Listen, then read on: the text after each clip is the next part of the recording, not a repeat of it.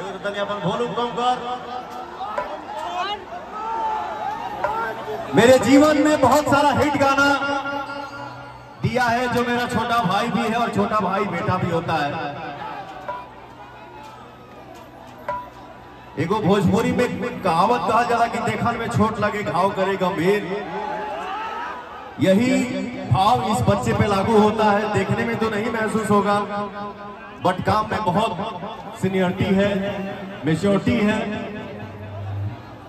और क्या आता है, आजा बेटा। मैं चाहूंगा खूब खुश रहिए, खूब मस्त रहिए, खूब आगे बढ़िए।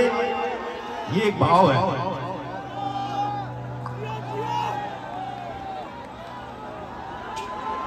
कुछ बोलेंगे?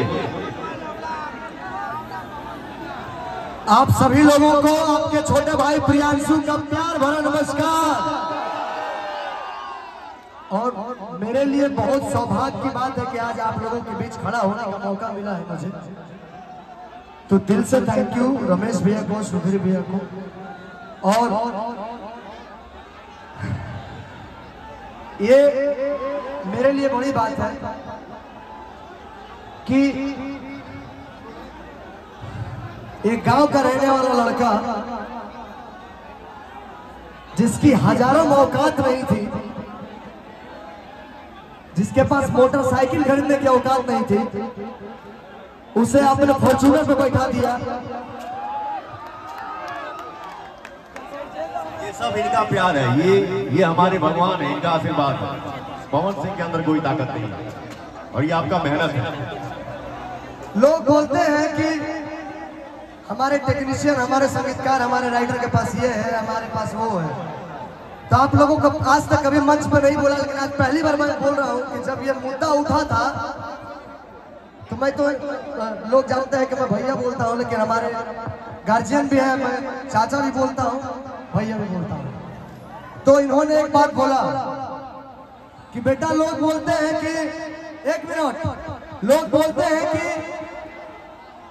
लोग गाड़ी बोलते हैं, चैन बोलते हैं, बंगला बोलते हैं।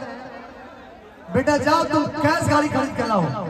तो भोजपुरी इंडस्ट्री में अगर कोई संगीतकार को कैश में फॉर्च्यूनर खरीदवाता है तो उनका नाम सिर्फ पवन सिंह है। तो आप लोग जोरदार ताली बजाते हैं। विशेष हम कुछ नहीं बोले।